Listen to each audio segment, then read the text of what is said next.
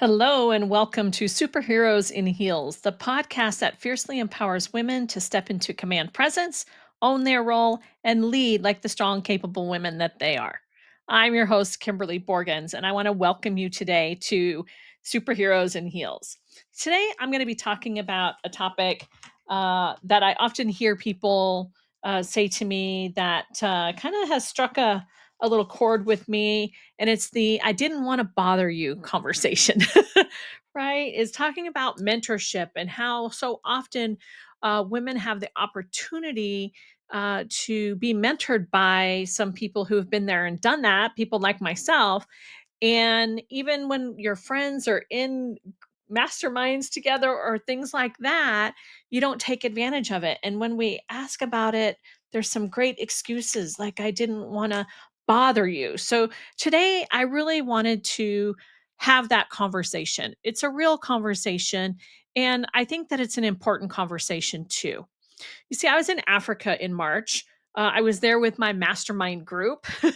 And yes, I do mastermind and I travel and we have a great time. And one of the ladies was sharing in our mastermind group uh, at this beautiful place in South Africa, right? But she was sharing about her challenge that she was going through. And I have to admit, while she was sharing, whew, I went through a range of emotions while she was talking. You see, she was struggling with some things that were simple and basic for me in business. I've been in business for 33 years. Like, why didn't she just reach out and ask for help? Right? For her, these things felt overwhelming and hard because she hadn't been through them before. She hasn't solved them before, right? You guys know that, right? When you're trying out new things, it feels overwhelming. It feels hard. It's a little crippling, right? But when there's people who have been there and done that and you're connected to those people, I was asking myself, why didn't she just reach out? Right? I was gobsmacked, to tell you the truth, that she was in this mastermind group and she never even called me. Like, I was like, "What the heck?" Right? So, I took her aside after she'd shared we'd gone through her challenges as a mastermind, but, later I took her aside and I said, "Hey, I listened to you. Why didn't you just reach out to me? I mean, I could have helped and walked you through some of these things rather quickly and easy." And her response to me was, "I didn't want to bother you. I know you're busy." I have to say that my inside voice got a little pissed off. But I kept her in there and I was like, "Wait, so what you're telling me is this, that you paid to be in a year-long mastermind, and I know that I've said multiple times you can call me anytime, and I meant it, and yeah, I kept calm when I said this, that you paid good money in this mastermind for this high level and high producing women, and you thought it would be a bother to reach out to any one of us to help you with the challenge?" And she kind of looked at me, and I just saw her face just like, oh my gosh. The tears started to come, right? And she was just realizing, what she had done. In that moment, she realized that she had the people right there at the tip of her fingers, right? And she didn't take the time. She didn't ask for help. And she realized in that moment also that she wasn't alone. And she is almost asking for help when it's too late. Women have a tendency to do that. Let me tell you, that's another little thing we'll talk about in a minute. But I just want to say, I have heard this excuse. I didn't want to bother you. I knew that you were busy. I've heard the same excuse from friends, from past clients, from family members, right? So I decided that today we're going to dig in a little bit more on this topic because I don't want to hear that anymore. I really don't. It truly does break my heart when you have people that are so close to you and so connected to you to help you succeed in business, and you're not willing to take advantage of that, right? Like, oh, women, we are often so hesitant to seek mentorship, even when guidance could significantly ease our professional journeys. The phrases like, I don't want to bother you, or I knew that you were busy, so I didn't call, are common excuses that women make for not reaching out to mentors. And I just want to bust that up today. Okay. So you guys know me by now. I'm just like, real talk here. These excuses, though seemingly innocent, really, right, they reflect a deeper dynamic that influence women's behavior in all areas of professional environments. So, let's talk about some of these excuses, okay? Let's get down and dirty right now. Because these ones, like, I don't want to be a bother. You have to ask yourself, how are they serving you? Okay. So, as I share these excuses with you, I want to, kind of talk about where the root of these excuses come from. But I also want to show them to you so that you can bust up your own belief system around these things. They are not serving you, ladies or gentlemen. Men don't have as much of a problem with these, but sometimes, right? But most women, this is where I see this the most. So, how about the I thought I should figure it out on my own excuse? This one reflects the pressure that we women put on ourselves, right? To appear self-sufficient.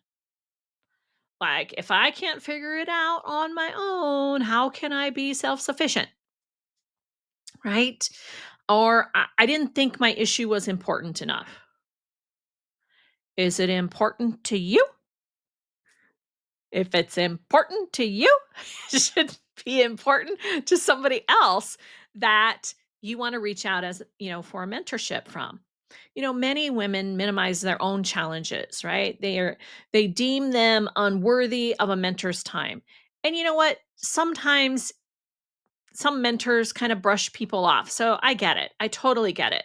I had in my office for many, many, many years a sign above my door that said, "The only stupid question is the one that you didn't ask." Right? I'd much rather people ask me stupid questions, and people would walk in my door. I have a stupid question. I'm like, bring it. Like, come on, let me hear it. It's not. Uh, if you don't think it's important enough, then get over yourself. Why do you get to decide that? Let somebody else decide whether it's important or not, right? How about the excuse, I didn't want to come across as needy or incapable? Look, that fear of appearing weak or unprepared holds so many women back, right? You're capable. You are way more capable than you give yourself credit for. First, I just want to say that. Okay. But you are capable of handling the tough stuff. You are. Okay, I don't know if you haven't given birth. Look, I gave birth to 4 children. I gave birth to them all completely natural. All right. There's a part of me that goes, Kimberly, that was dumb. You should have gotten something 'cause that was crazy. And then there's a part of me that says, you see, I am more capable than I thought. Now, that's a journey for each woman on their own. But I'm telling you, there are journeys that you are much more capable than you give yourself credit for. Stop thinking that you appear weak just because you haven't done it before. Look, you start out building muscle, all right? The first time you do it, okay, maybe you lift 5 pounds, you can lift 10 pounds. You stay on that journey, you keep practicing that journey, and guess what? You can move that up to 20 pounds, maybe 30 pounds. Look, ladies, some ladies can lift twice their weight, okay? God bless them, that's not me. But but that's because they're putting all the energy into doing that. So you have to ask yourself, like, seriously, right? How much energy are you willing to put into that? Because I think that's where the important part is. The other excuse that people use is, I wasn't sure how to approach you. Okay, that's fair. You didn't know how to approach me, right? You're uncertain about the protocol, fear of getting rejected, and that can sometimes paralyze you. But, I raised my kids with this philosophy that says, look, if you don't ask, the answer will always be no. So if it's a little clunky, okay.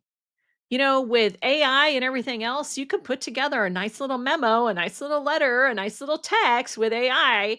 Don't do it all AI, okay? Personalize it. But you could utilize that to, reach out and ask for some support. And no, there will be some times of rejection, and we'll talk about that in a little bit. But not everybody's going to reject you for it. You might be surprised at how many people actually say yes. How about the excuse, "I thought you might judge me for not knowing."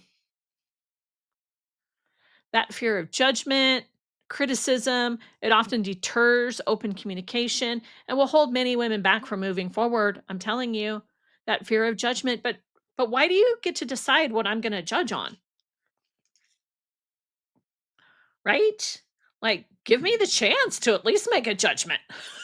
Like, I have never once called anybody an idiot, okay?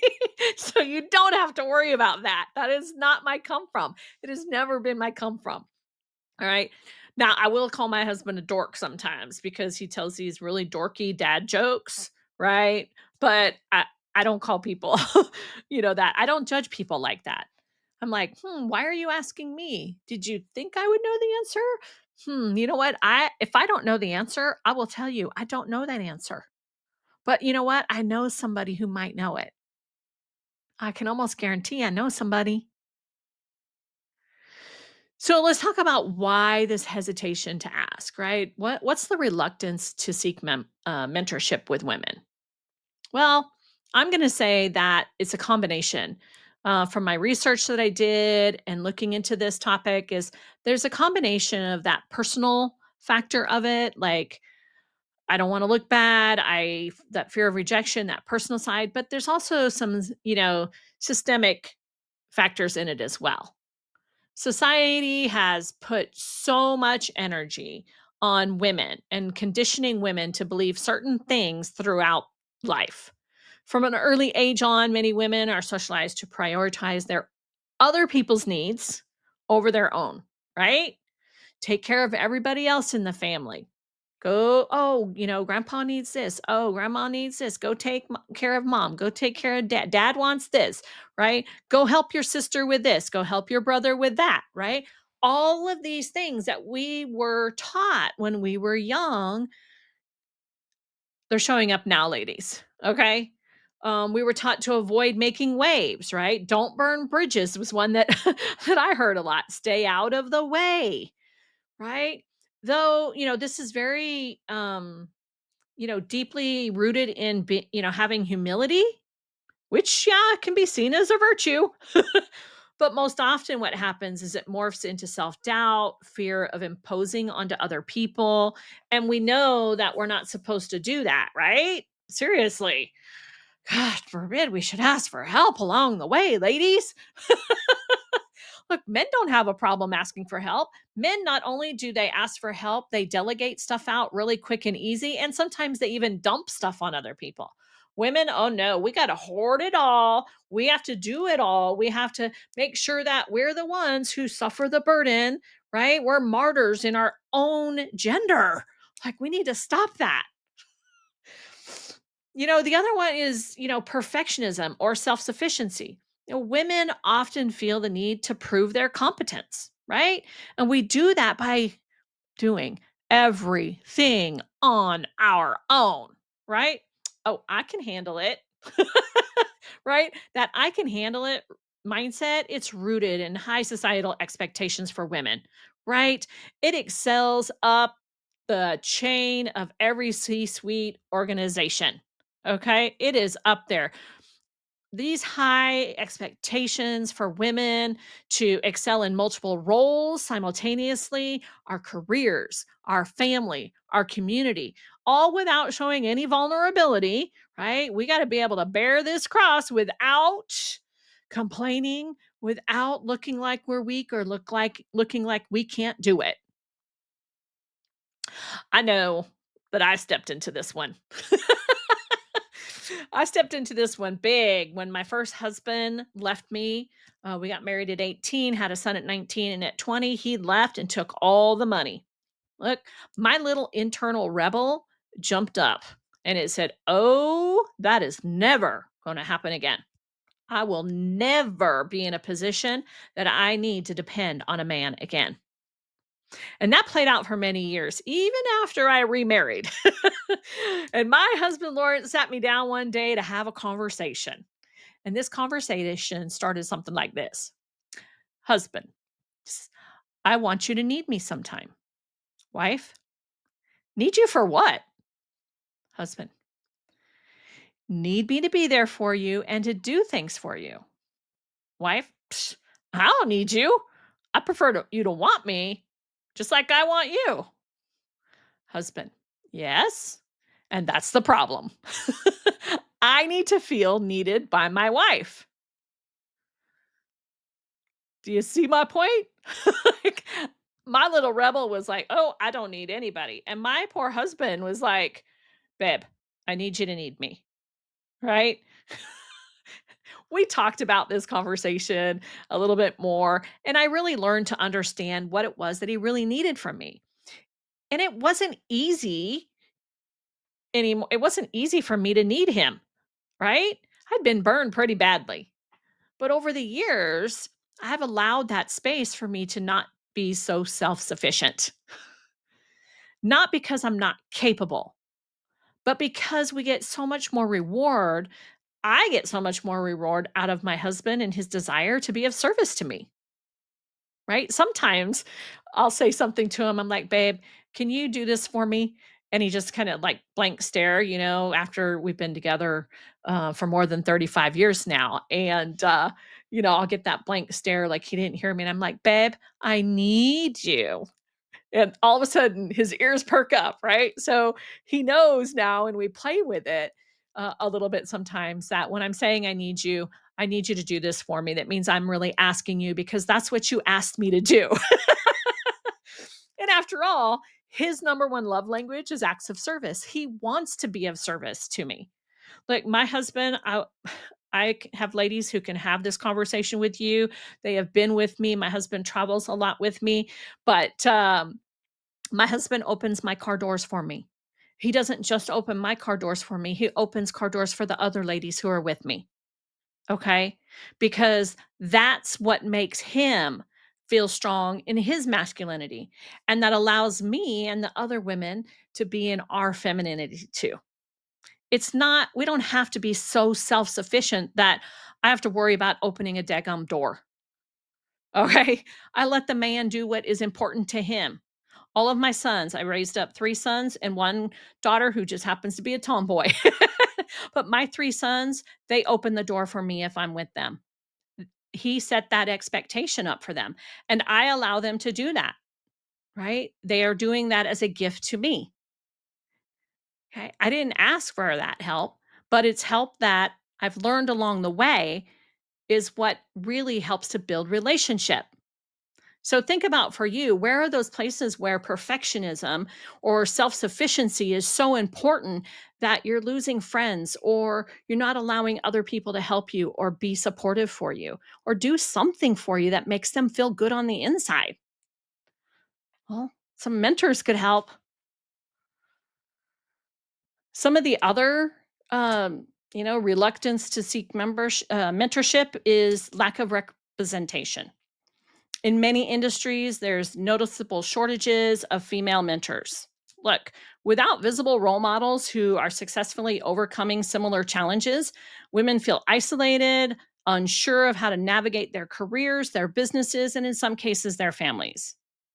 And we who can mentor, we must get out there as women with experience and share that so that the women coming up can see us as their mentors. They can see us as a sisterhood and communities that we want to see other women thrive in. This is part of our legacy. And like I said, like it just like broke my heart watching this woman who was surrounded by 15 other powerhouse women, and she never once thought to reach out to any one of us. And that needs to stop, ladies.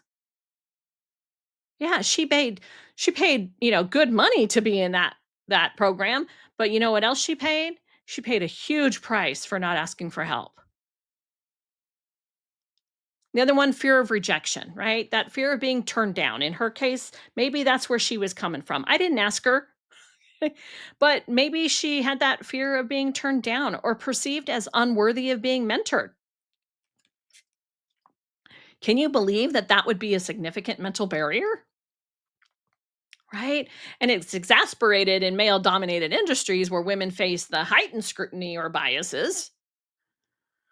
Oh, please go back to my and listen to my previous podcast where I work hard to bust this one up, ladies. Rejection is that hard pill to swallow. But there are clear statistics that after 7 to 10 no's, the odds of getting a yes are now in your favor. So if you look at rejection as the no's as a game, right? I do this with some of my clients. I'm like, I give them the 100 no's, right? Like you're going to make phone calls and try to get clients and try to get clients and your goal is to get to 100 no's, and when you get to 100 no's, I'm going to give you a gift, right? And the reason I do that is because the more no's that you do, the closer you get to yeses. We all dream big, right? And we don't want to knock those dreams down because we're not willing to be rejected. And I love the song by, Garth Brooks, right? Unanswered Prayers. Sometimes we need to thank God for those rejections because we would not be who we are today without them. If my ex husband had not rejected me, if those potential clients had not rejected me and said no, right? Or those mentors who I asked for time with me had said no, if they didn't say no, I wouldn't be who I am today. I look around at me today and I can be grateful for all those no's. I'm still getting no's. I don't like it, but so what? I move on and go find the yeses. One of my mentors says, you know, if not that now, then when, right? Or she says, you know, there's more than enough out there. And I believe that too. We can start looking at rejections as gifts. Of course, right after the initial sting wears off, because sometimes it doesn't feel good, right? But we can start looking at those as gifts. And then when we can do that, then we can start letting go of that fear of rejection. So, why is this a big issue? When women try to do everything on their own, we risk burnout, right? Stagnation. We get stuck in the same place for a long time. And in that same place, we get that feeling of unworthiness. We get that feeling of, oh, I'm not meant to do this. I'm going to have to do something else. I see women bounce from one business to another business to another business to another business, not because they're not smart enough, not because the business really failed, but because they got stuck and they didn't ask for help and they didn't know how to get out of being unstuck.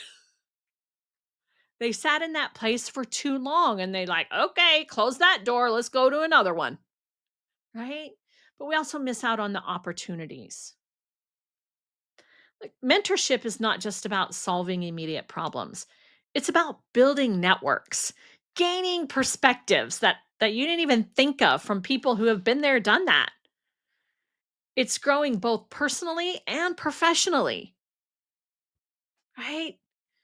And what I want to say is there's some huge prices that we're paying as women when we're reluctant to seek help. Some of the prices we're paying: delayed career growth due to lack of guidance, due to lack of not asking for help, missed opportunities for collaboration, sponsorships, right? Meeting people that can take you to that next level or introduce you to people that will be your perfect client.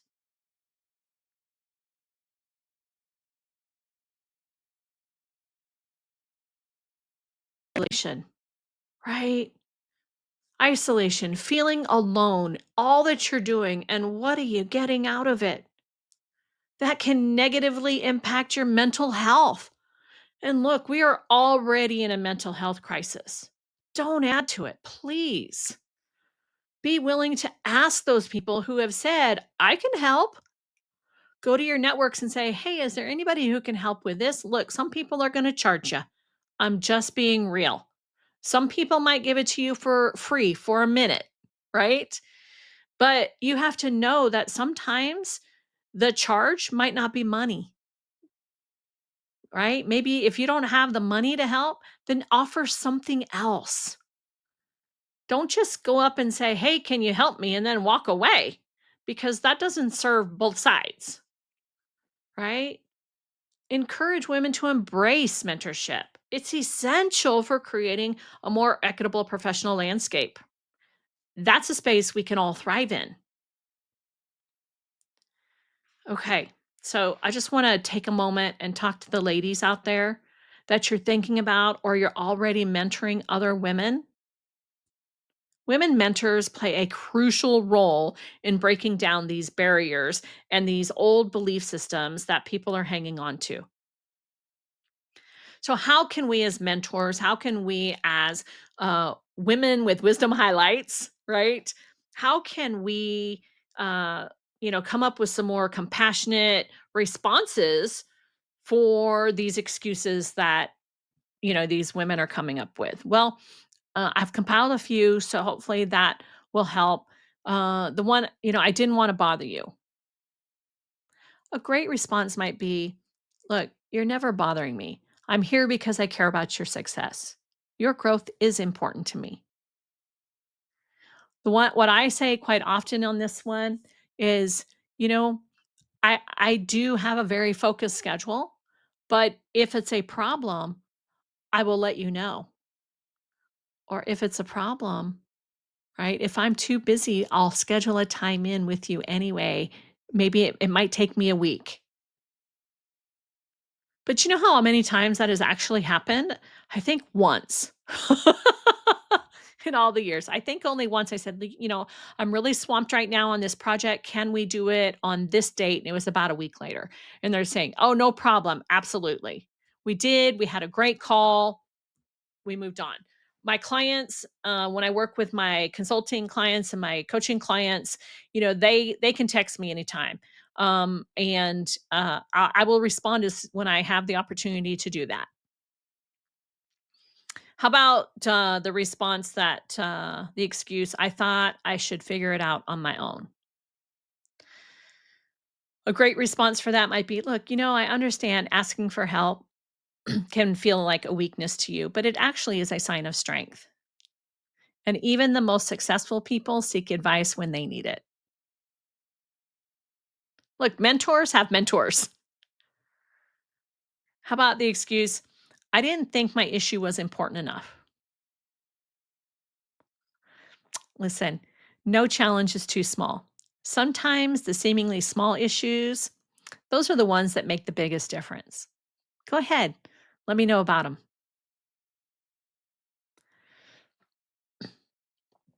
These are some great little compassionate responses. The excuse is, I wasn't sure how to approach you, right? Well, I'm always open to connecting. Just reach out. There's no wrong way to start a conversation. Like, seriously, I've gotten some texts from people that, I'm like, okay, I don't even know what that means. I have to go Google that. I'm just being real, right? But, you know, it just takes a few moments to start a conversation. And the excuse, I thought you might judge me for not knowing. Well, we all start somewhere. And my job is to support you, it's not to judge you. Let me at least try, right? Don't let people get away with these excuses. Stand up and say, hey, that's not what I want for you.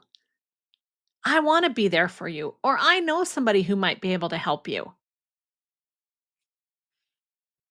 As successful women, we can actively create spaces that encourage our fledgling entrepreneurs, right? And our professionals to seek some mentorship. So here's what I want to say is first, you have to be approachable. One way you can be approachable is to share your own stories of struggle and your stories of growth, right? To show that no one's journey is perfect. This helps the mentees see us as relatable and accessible. Offer open invitations. Let others know that your door is always open, right? I'll say, hey, business hours, anybody want to call? I'll go, sometimes I'll post on social media something like, hey, I'm doing free laser coaching sessions. Anybody want to take advantage? I can't tell you how many times, like, nobody ever calls. Like, I will do it different times of the day. Some people call sometimes, but sometimes nobody takes advantage of it. You had a free gift offered to you and you chose out. But do it anyway, right? Offer open invitations. Host networking events, right? I used to do something, oh, what was that called? Camp oh, I'll remember in a minute.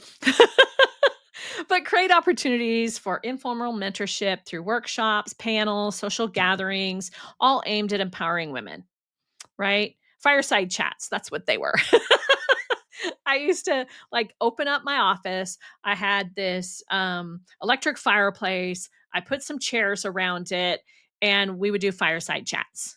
Right? They come in, we do some coaching. I'd ask, what challenges people are facing, and I just do some fireside chats. Okay. I'm not the girl who's going to sit out in the cold around the fire. I mean, I will if I have to, if I'm camping, but I'd rather sit around the fire inside with my fireside chat with my electric fires. Right.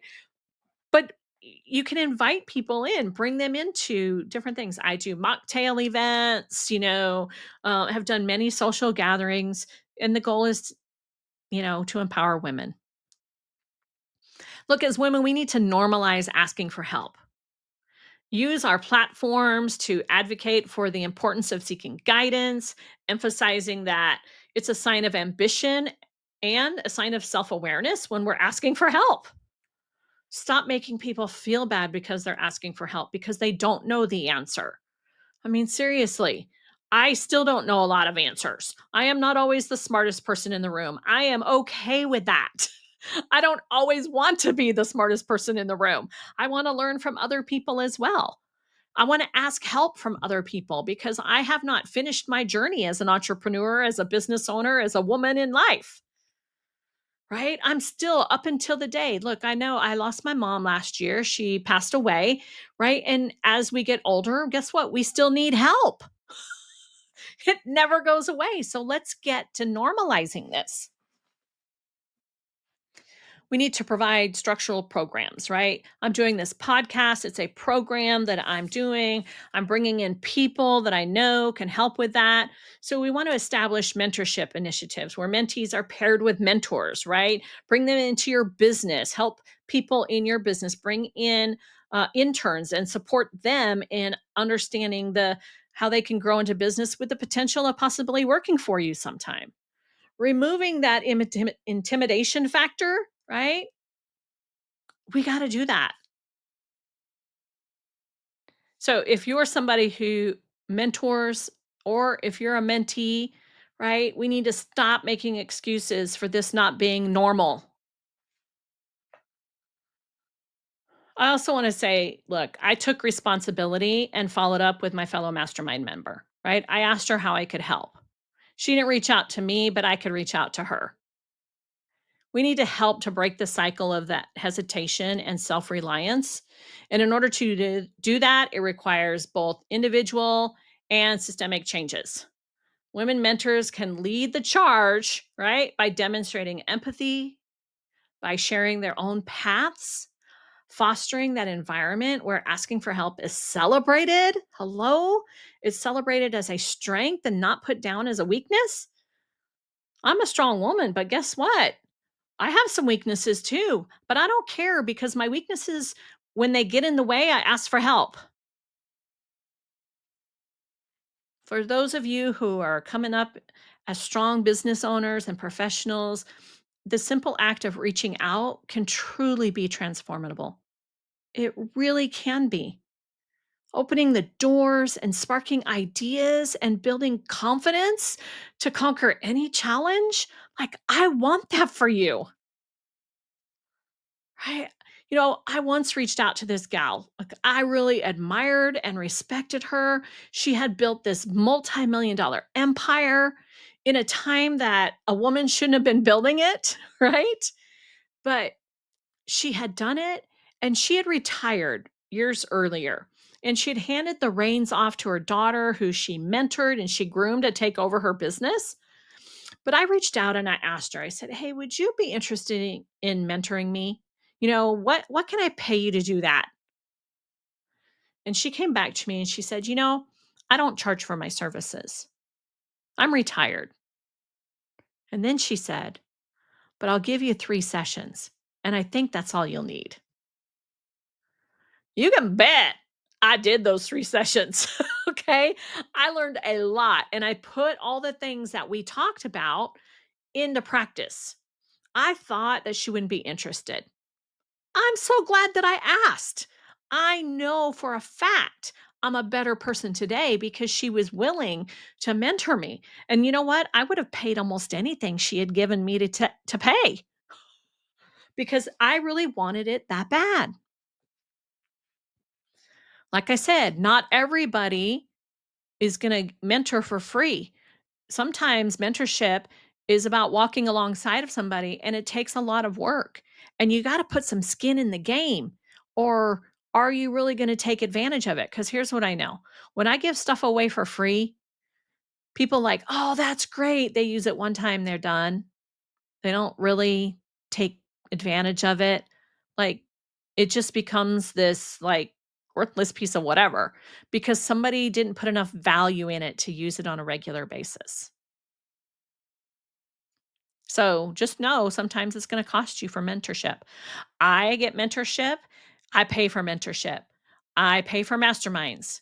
I pay for masterminds with mentors, right? Like, I pay for that because I know that I deserve it. I know that I need it. I know that in order for me to grow better in my business and build it stronger than where I am today, that it's important. So, ladies, we need to come together. We need to create that culture where mentorship becomes the cornerstone of success for women of every stage of their journey.